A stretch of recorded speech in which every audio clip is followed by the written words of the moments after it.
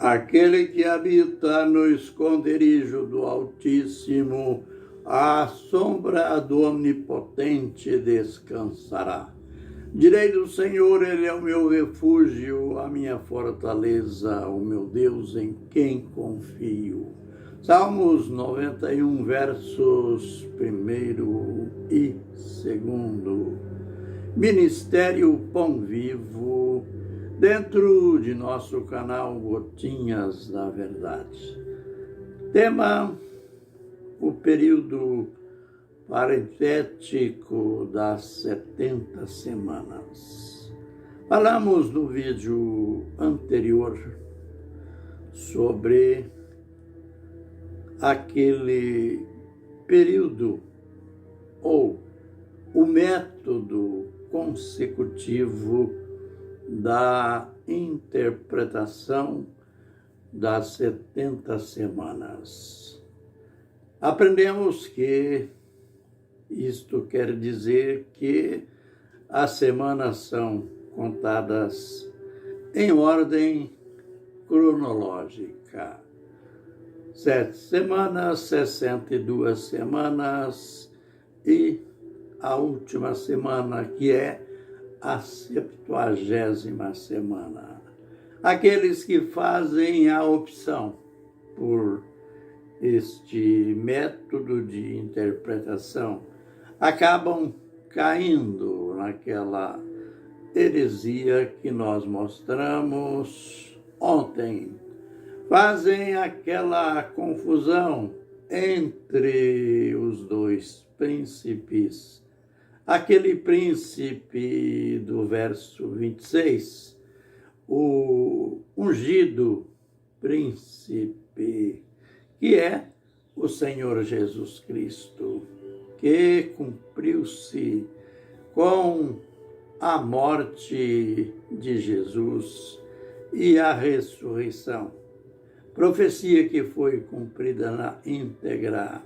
E então eles fazem confusão entre este príncipe e o príncipe que vem logo a seguir, aquele do qual menciona o seu povo. O povo,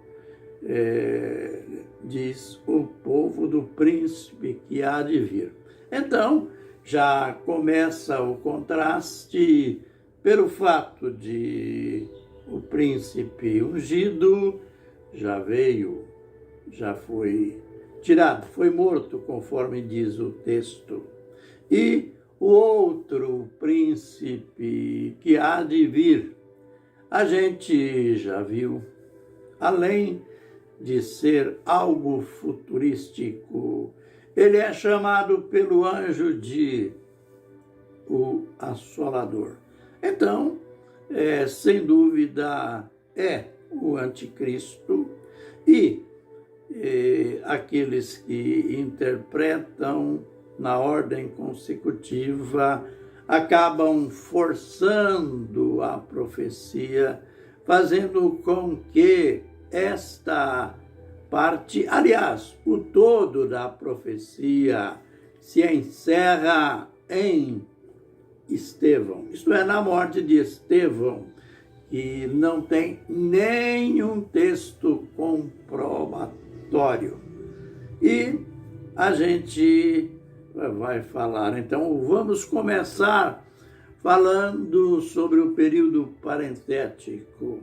O período parentético, conforme a própria palavra diz, mostra que entre as 7 semanas e as 62 semanas, ou a semana de 69, existe um período que vamos chamar este período, este tempo, de tempo vazio. Embora de vazio ele não tenha nada. A gente vai ver que foi neste período, logo após a morte do Senhor Jesus Cristo e sua ressurreição e a consequente ascensão aos céus, foi que surgiu a igreja com a vinda, com o derramar do Espírito, o Pentecoste, cuja igreja surgiu lá em Mateus capítulo 16, com a rejeição dos judeus. Jesus que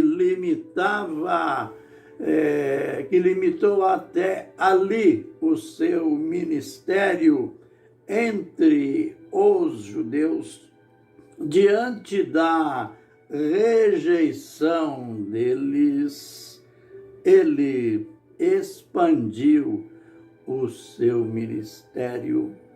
Ele que havia proibido os discípulos de saírem das fronteiras de Israel, a gente nota que ele, após a sua ressurreição, ele derrubou aquela ideia das fronteiras, pois ele disse: ide por todo o mundo, pregai o evangelho a toda criatura. Quem crer e for batizado será salvo. Mas não podemos esquecer daquele tempo magnífico quando ele anunciou a fundação da igreja.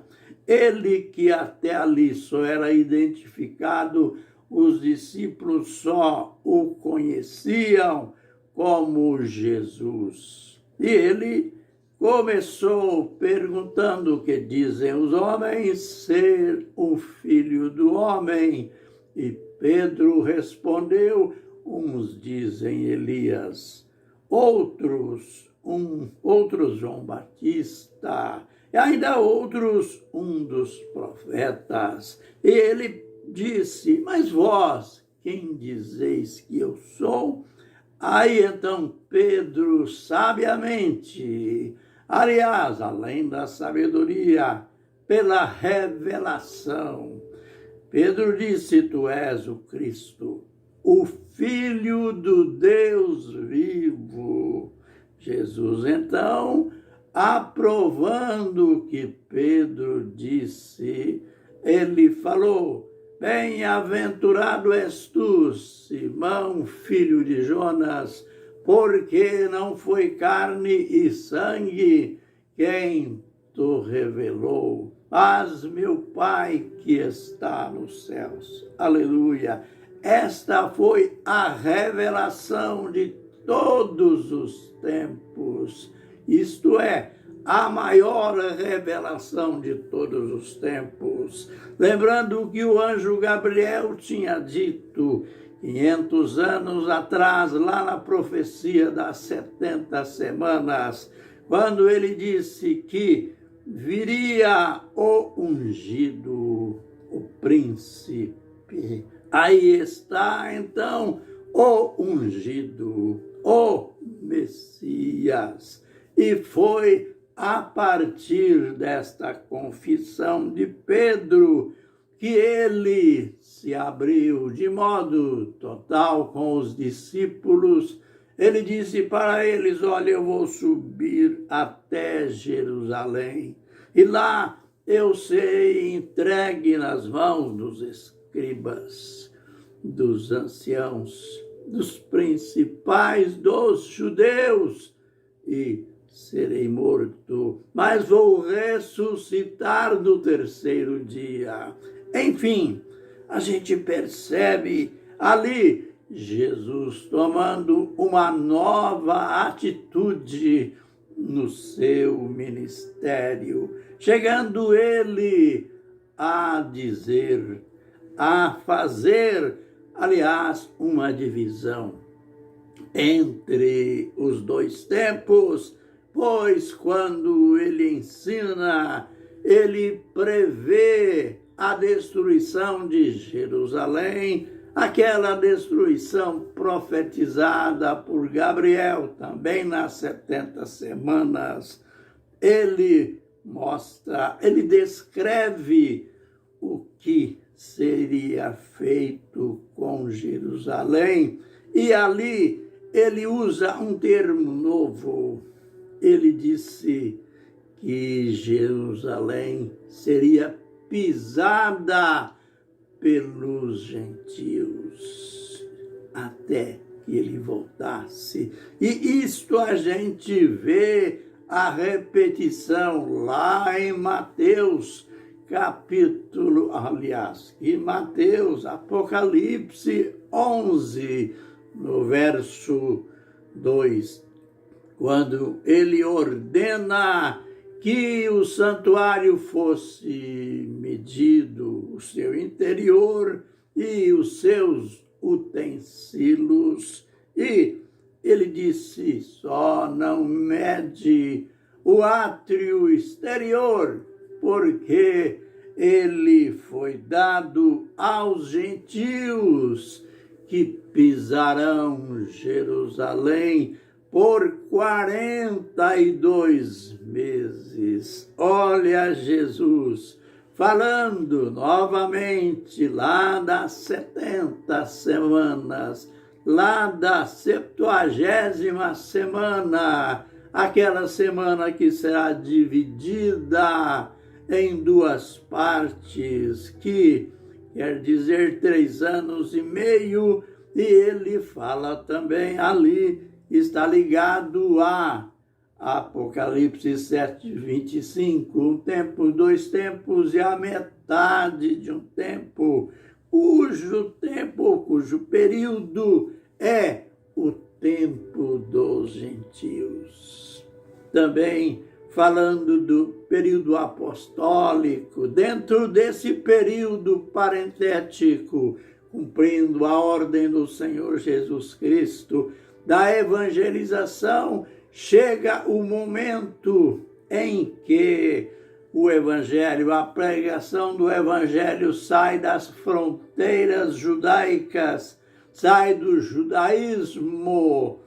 Foi quando o apóstolo Pedro estava orando e jejuando e teve aquela experiência de arrebatamento. E ele viu aquele lençol que descia numa visão, e havia animais de todos os tipos, animais imundos, e aquela palavra: Pedro mata e come. Pedro, como bom judeu, como bom seguidor do judaísmo, ele disse: não, eu nunca comi coisa comum ou imunda. Em realidade, Deus não estava falando de animais no sentido literal. Deus estava falando de nações. E, resumindo para a conclusão, foi quando Deus ordenou que Pedro fosse até a casa de Cornélio, aquele centurião italiano, então gentil, e pelo fato de Deus ter visto este gentil que dava esmola, que buscava ao Senhor, e teve até uma visão, Cornélio mandou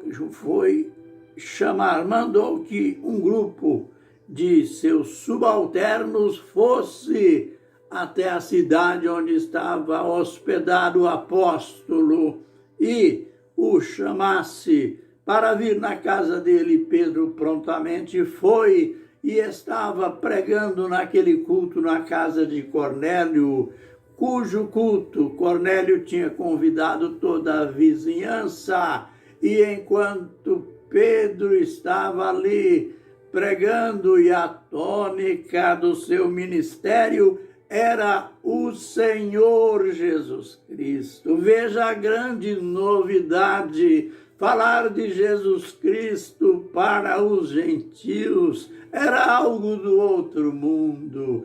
E para completar a bênção do culto, enquanto Pedro falava, veio o Espírito Santo sobre todos, e eles falavam em línguas estranhas e profetizavam. E Pedro, como que tenso, admirado, disse para aqueles que o acompanhavam: podemos impedir que estes sejam batizados, estes que, como nós, receberam o Espírito Santo. E em seguida, Pedro ordenou que todos eles fossem batizados em nome de Jesus. Aleluia, aleluia. A primeira parte do período parentético. A gente continua amanhã. Fiquem na bênção e na graça do Senhor. Amém e amém.